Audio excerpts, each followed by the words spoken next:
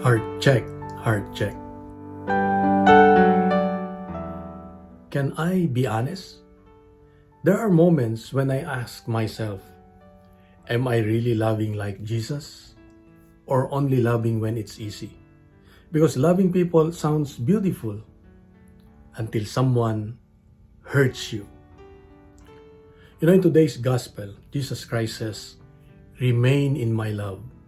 Then he says, love one another as I have loved you. And honestly, that verse challenges me every time because I realize sometimes I am patient only when I'm in a good mood. Sometimes I forgive, but slowly. Sometimes I love, but with conditions. And yet Jesus continues loving me consistently, even on my worst days.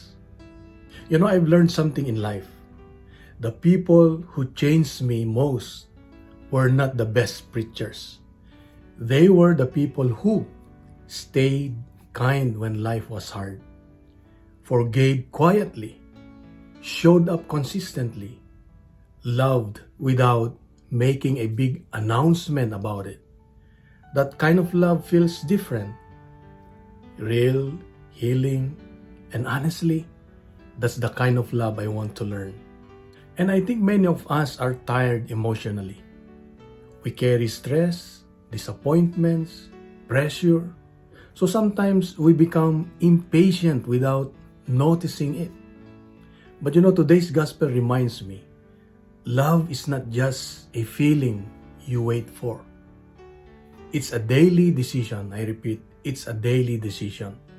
A daily surrender.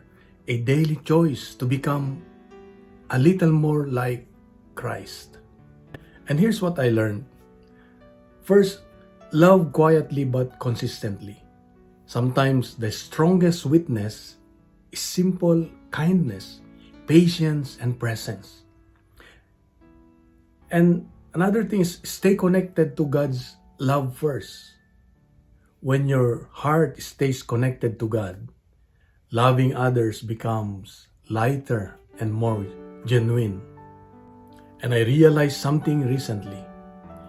People may forget what we said, what we posted, what we achieved, but they rarely forget how we made them feel. Hindi nila makakalimutan yung ginawa mong pagmamahal, ginawa mong kabutihan. And maybe that's why Jesus focused so much on love. Because love leaves marks on people's hearts. I repeat, because love leaves marks on people's hearts. So today, I'm reminding myself too. Maybe the most powerful way to bring people closer to God is not by preaching loudly, but by loving deeply, quietly, consistently, like Jesus. So let us pray. Lord Jesus, teach me how to love the way you love. Not only in words, but in patience, kindness, forgiveness, and sacrifice. And may the people around me experience your love through my life. I ask this through Christ, my Lord, my God, my King, my Savior, Jesus Christ. Amen.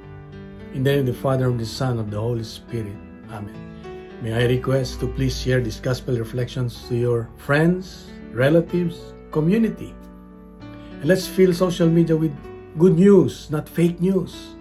And let's make the Word of God go viral. God bless and God's good.